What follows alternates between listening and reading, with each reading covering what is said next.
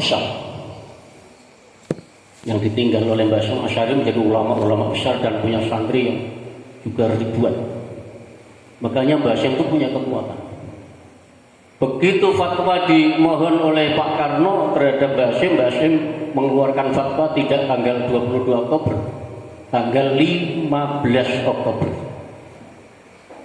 15 Oktober Hadratus Syekh Hasyim Asy'ari mengeluarkan fatwa dengan dasar fikih bahwa jihad memerangi musuh Islam juga musuh negara ini fardhu ain bagi umat Islam di radius Masafatul Qasri 94 km bawah. Fardhu kifayah bagi umat Islam di luar atau lebih dari Masafatul Qasri 94 km pada waktu itu, menghitungnya itu 94 km.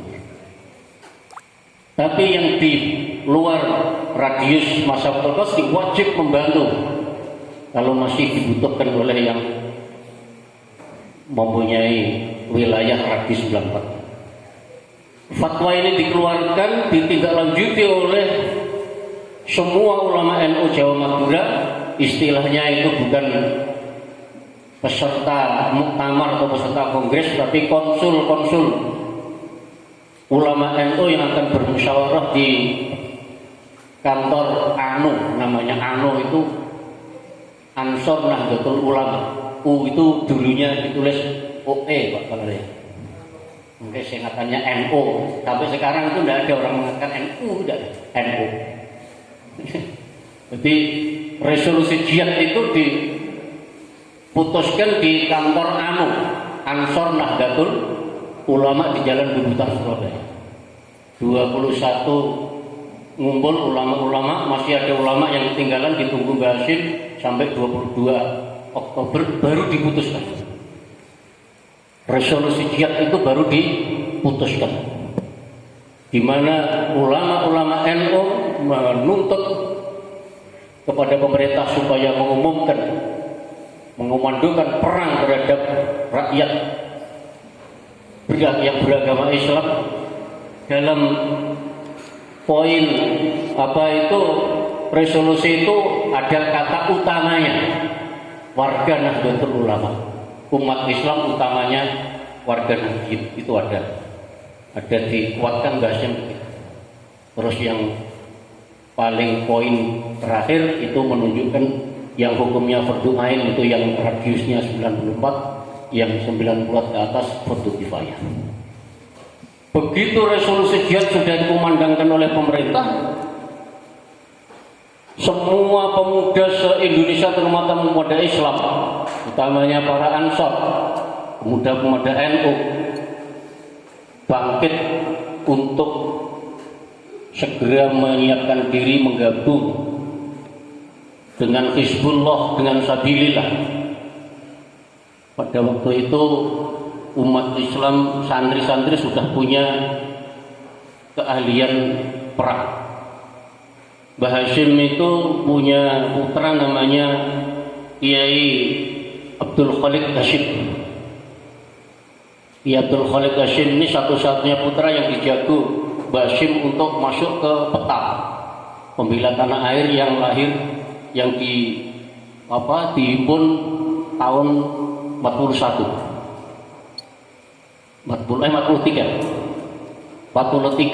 Mbah Hasyim menugaskan kepada Abdul Khalik untuk masuk peta dan semua santri-santri yang mampu untuk masuk peta. Disusul 1 tahun kemudian para ulama-ulama mendirikan pasukan Hizbullah dan Sabilillah itu.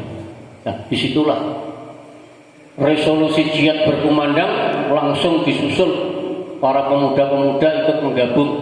Di Surabaya yang saat itu sudah kontak fisik dengan Nika dan Inggris. Terjadilah pertempuran besar tanggal 10 November. Jam 6 pagi Jenderal Malabi mengumumkan supaya umat Islam atau arek-arek Surabaya itu angkat tangan terhadap Sekutu dan Nika. Ada ultimatum begitu, santri-santri tidak malah mundur tapi malah maju. Salah seorang santri namanya siapa, Abdul Fatah atau siapa itu, yang langsung membunuh Jenderal Malabi. Ada yang mengatakan ditembak, ada yang mengatakan disembelih, dibunuh. Itu Jenderal Malabi tewas, kekuatan Inggris dan Belanda langsung pudar. Tentara yang dikomandoi Bung Tomo, dikomandoi ulama-ulama itu, langsung tentara kita bisa mengusir, mengalahkan, menaklukkan Nika dan sekutunya tadi. Ini terjadi sudah tahun 45. Baru diakui Pak Jokowi. Kepresnya itu tahun berapa? Kepresnya ASN itu tahun berapa? 2014 apa? 15. Ini yang ingat santri-santri kita ini. Memang orang mengakui, orang atau lembaga termasuk pemerintah mengakui jasa orang itu kadang-kadang juga melewati proses. Perlu diketahui Mbah Hasyim Asy'ari yang jasanya begitu, Pak Karno sendiri tahu jasanya. Sampai Mbah Hasyim itu tewas bukan tewas di tengah peperangan, tahun 47. Nikah itu datang lagi 21 Oktober, nikah datang lagi.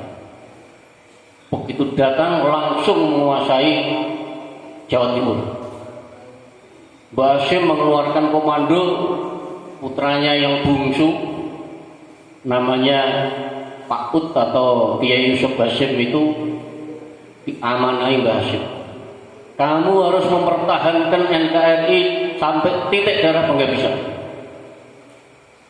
Pak Yusuf Hasyim siap bersama ulama yang lain dan para santri. Pada saat itu Pak Yusuf Hasyim sudah menggabung ke pasukan Sabilillah.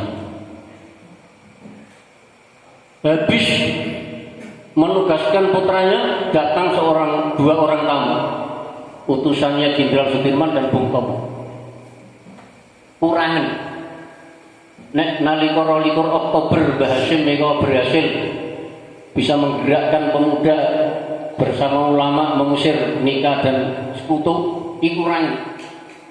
Pak Dirman dengan Bung Tomo ini ingin lagi Mbah Hasyim mengeluarkan resolusi lagi untuk menghadapi agresi kedua itu. Mbah Hasyim minta waktu 1 malam atau berapa, karena tradisi ulama NU itu istikharah.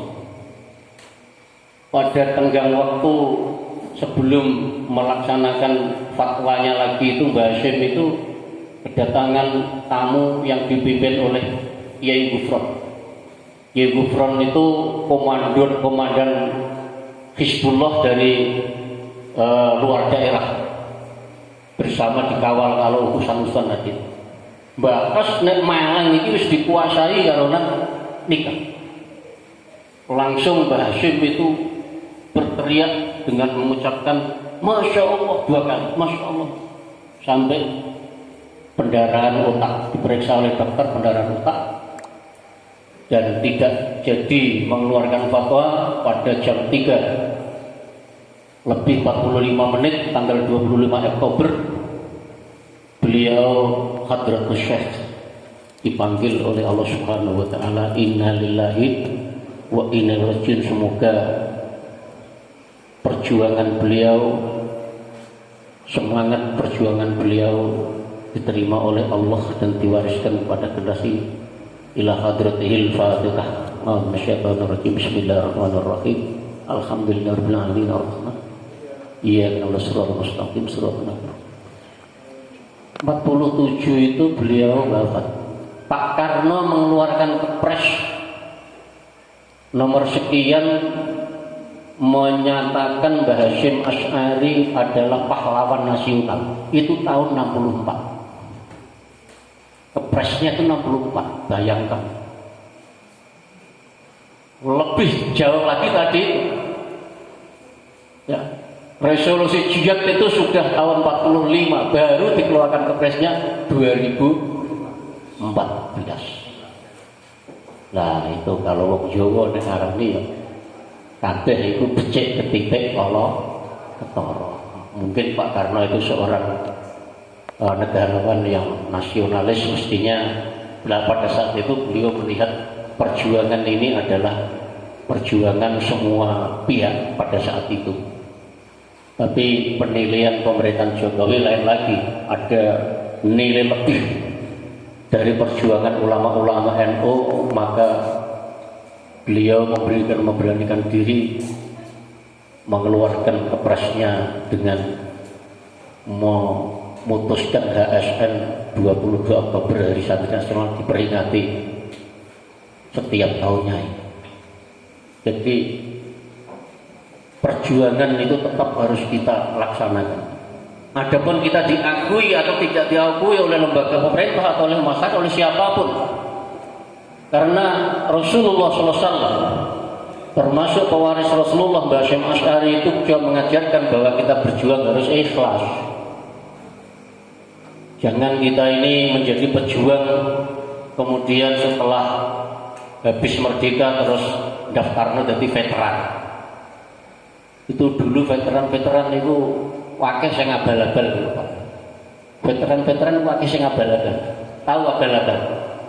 Mau tahu berjuang kok ora? Pokoknya terus diurus dhewe iki, pokoknya tahu gabung Hizbullah atau gabung Sabilillah atau gabung apa, sing penting anggere sasin kok untuk pensiunan. Oh, itu saya di desa saya tidak menyebut nama-namanya. Itu ada di desa saya itu yang abal-abal itu ngaku-ngaku veteran. Mbah Hasyim sendiri itu baru diakui pahlawan nasional 64 oleh pemerintah. Saya masih punya catatannya, kepresnya nomor 200 sekian Pak Karno itu. Pada penghujung pemerintahan Pak Karno, karena Pak Karno 65 sudah mulai digoyang, 66 sudah dikudeta ya, 66 sudah dikeluarkan. Ya, sudah ada presiden.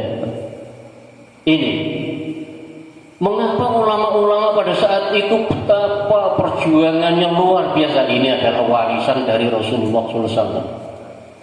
Halo, OSIS ini masih ingat Rasulullah SAW itu mengangkat senjata itu berapa tahun? Coba tak bedanya bisa jawab kira-kira. Berapa tahun? Halo, ketika dakwah di Makkah Al-Mukarramah selama kurang lebih 13 tahun belum mengangkat senjata, maka di dalam sebuah kitab Hikmatut Tasyri' dan Ruh Dinul Islami dibicarakan panjang lebar. Islam bukan dinus saif, agama pedang, bukan agama yang menaklukkan umat, menaklukkan negara dengan pedang, bukan.